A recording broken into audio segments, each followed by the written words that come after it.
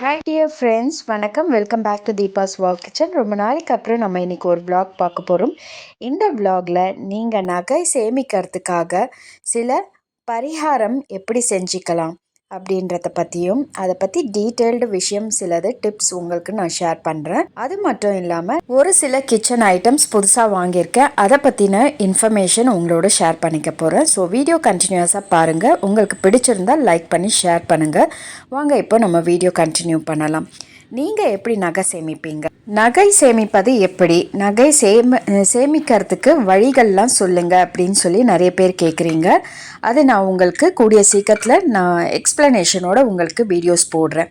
So நகை சேமிக்கிறதுக்கு முன்னாடி நீங்கள் முக்கியமாக ஃபாலோ பண்ண வேண்டிய ஒரு முக்கியமான விஷயம், உங்களுடைய கேஷ் பாக்ஸ் ஆகட்டும், இல்லைன்னா நீங்கள் சேமிக்கக்கூடிய இந்த மாதிரி ஜுவல்லரிஸ் ஆகட்டும், அதை வந்து பிளாஸ்டிக் பாக்ஸில் ஸ்டோர் பண்ணாமல் எப்படி வந்து நீங்கள் உங்களுடைய பீரோலையோ இல்லை கேஷ் பாக்ஸ் வைக்கிற இடத்துலையோ வைக்கணும் அப்படின்ற ப்ரொசீஜர் நம்ம இங்கே தெரிஞ்சுக்கலாம். கொஞ்சம் வீடியோ vlog அப்படின்றதுனால உங்களுக்கு குயிக்காக நான் சொல்லிடுறேன்.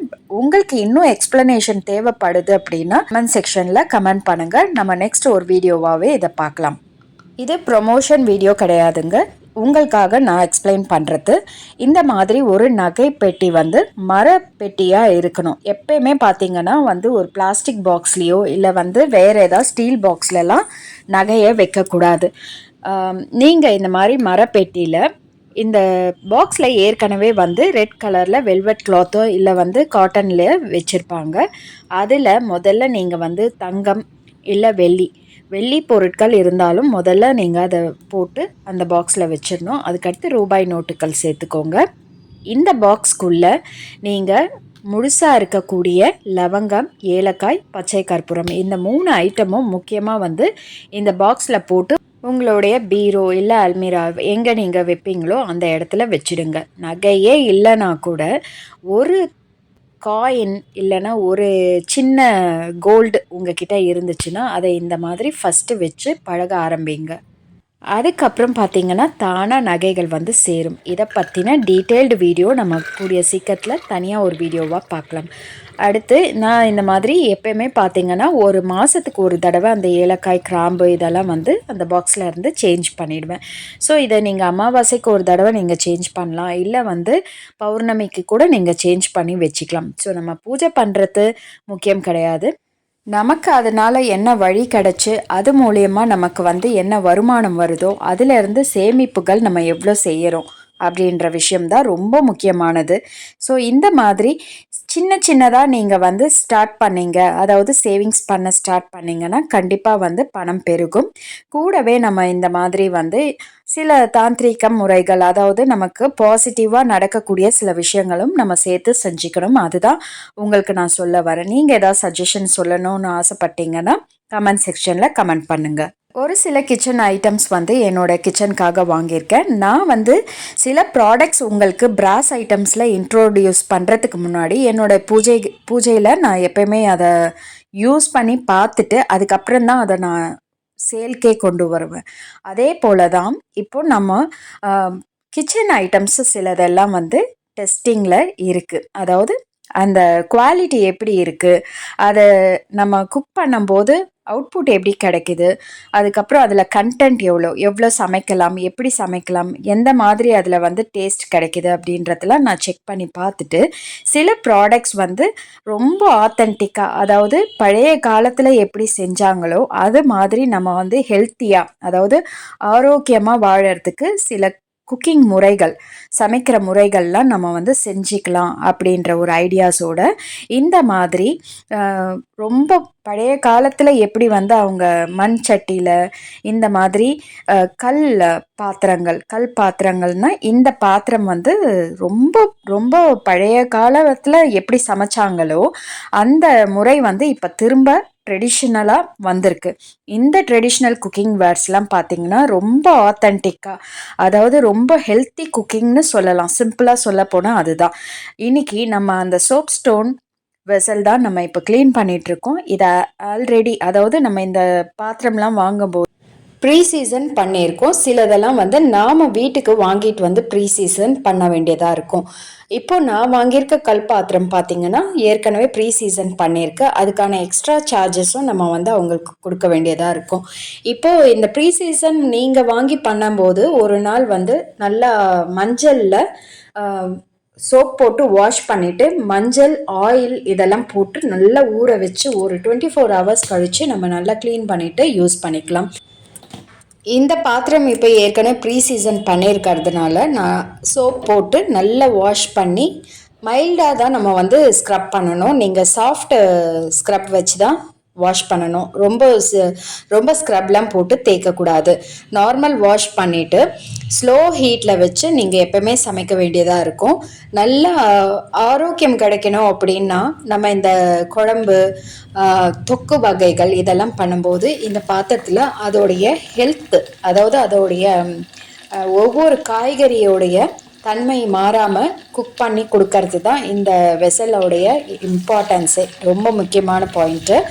ஸோ இதில் ஏன் நம்ம சமைக்கிறோம், அந்த காலத்தில் எப்படி ஆரோக்கியமாக இருந்தாங்க அப்படின்றதெல்லாம் வந்து இந்த மாதிரி உணவு முறையெல்லாம் அவங்க ஃபாலோ பண்ணிட்டு வந்ததுனால ரொம்ப ஆரோக்கியமான உணவை சமைச்சு சாப்பிட்டு வாழ்ந்துருந்தாங்க.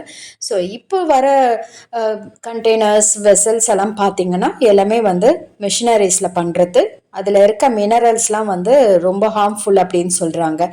இந்த வெசல், அதாவது இந்த சோப் ஸ்டோன் கல் பாத்திரத்தில் நம்ம சமைக்கும் போது நம்மளுடைய அந்த உணவுகளுடைய மினரல்ஸ் எல்லாம் வந்து சத்துக்கள் வந்து குறையாமல் அது ஸ்லோ குக்கிங் முறை, அதாவது ரொம்ப ஹீட் வச்சு நம்ம சமைக்கக்கூடாது. நார்மல் குக்கிங் கொஞ்சம் டைம் எடுத்து ஸ்பெண்ட் பண்ணி நம்ம குக் பண்ணாலும் அது நமக்கு ஒரு டேஸ்டியான ஃபுட்டு, ஹெல்த்தியான ஃபுட்டும் கிடைக்கும்.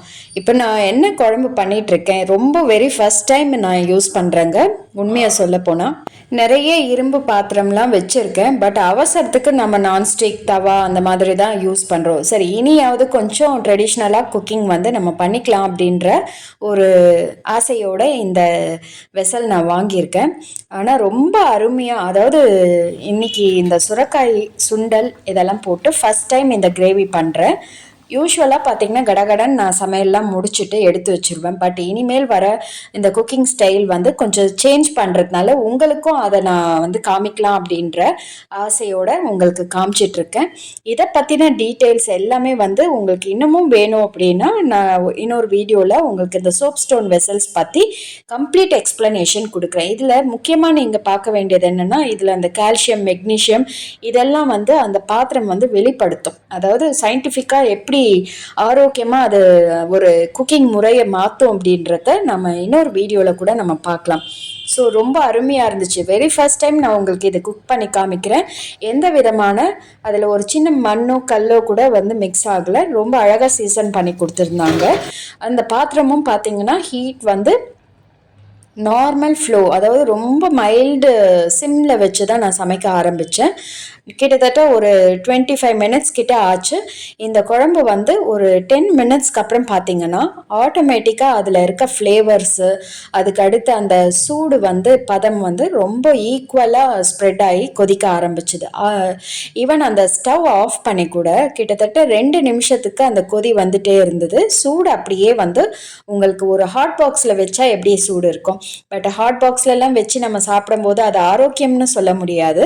இந்த வெசல், அதாவது இந்த சோப் ஸ்டோனில் செய்யக்கூடிய இந்த கண்ணை மூடிக்கிட்டு நம்ம ஆரோக்கியமாக சாப்பிட்றோன்னு நம்ம வந்து நம்பலாம். அந்த மாதிரி ஒரு விஷயம் வந்து இந்த ஆரோக்கியமான குக்கிங் முறை நமக்கு கிடைச்சிருக்கு அப்படின்றது ஒரு சந்தோஷமான விஷயம்.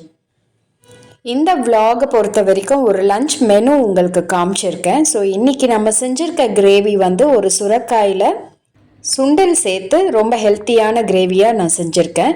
இதே தான் நைட்டு டிஃபனுக்கும் நாங்கள் யூஸ் பண்ணிப்போம்.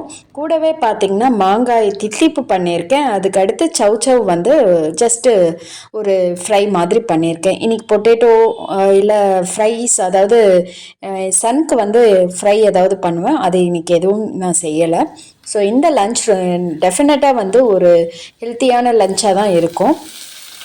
நான் கொஞ்சம் லேட்டஸ்ட் ஐட்டம்ஸ்லாம் வந்து யூஸ் பண்ணுறது எப்போவுமே பிடிக்கும்.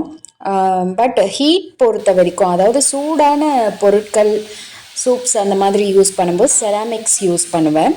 இந்த மாதிரி ஃபேன்சி ஐட்டம்ஸ் எல்லாம் வந்து பார்த்திங்கன்னா கொஞ்சம் இந்த டேபிளில் வைக்கிறதுக்கு இல்லை வந்து டிஸ்பிளே காட்டுறதுக்கு அந்த மாதிரி இடத்துலலாம் மட்டும் வந்து இந்த மேலமைன்ஸ் யூஸ் பண்ணுவேன். ஸோ அது பார்க்கறதுக்கு அழகாக இருக்கும், குழந்தைங்களுக்கு ஸ்நாக்ஸ் கொடுக்கறதுக்கு ரொம்ப அழகாக இருக்கும். பட் சூடு பொறுத்த வரைக்கும் நான் அந்த மாதிரி கண்டெய்னர்ஸில் ஹாட்டாக எதுவுமே வந்து போட்டு கொடுக்க மாட்டேன். ஃபுட் கிரேட் ப்ராடக்டாக இருந்துச்சுன்னா யூஸ் பண்ணுவேன். பட் இந்த மேலமைன் ப்ராடக்ட்ஸ்லாம் வந்து நம்ம டெக்கரேட்டிவ் ஐட்டம்ஸாக சில இடத்துல யூஸ் பண்ணிக்கலாம். ஸோ என்னோடய லன்ச் வந்து இன்றைக்கி ரெடி ஆகிடுச்சு. இன்றைக்கி இந்த லன்ச் முடித்ததுக்கப்புறம் ஈவினிங், இன்றைக்கி தேர்ஸ்டே ஆக்சுவலாக, ஸோ இன்றைக்கி குரு பூஜை பண்ணுவேன். அதுக்கு அடுத்து பார்த்திங்கன்னா குபேர பூஜை முடிச்சுட்டு நெக்ஸ்ட் டேக்கான ப்ரிப்பரேஷன்ஸ் எல்லாம் பண்ணிப்பேன். அதுக்கடுத்து நம்மளுடைய ப்ராடக்ட்ஸ் யாருக்கு டிஸ்பேட்ச் பண்ணணுமோ அதெல்லாம் பண்ணுவேன். ஸோ இதுதான் இன்றைக்கான விலாக். இந்த விலாக் உங்களுக்கு பிடிச்சிருந்தா லைக் பண்ணி ஷேர் பண்ணுங்கள். Thank you very much. இது வரைக்கும் நீங்கள் பொறுமையாக வாட்ச் பண்ணதுக்கு ரொம்ப ரொம்ப நன்றி. அடுத்த வீடியோவில் நாம் சந்திக்கலாம். இதை பற்றின ஏதாவது ரிமார்க்ஸோ இல்லை சஜஷன்ஸ் இருந்துச்சுன்னா கமெண்ட் செக்ஷனில் தெரிவிங்க. Thank you very much friends. நன்றி, வணக்கம்.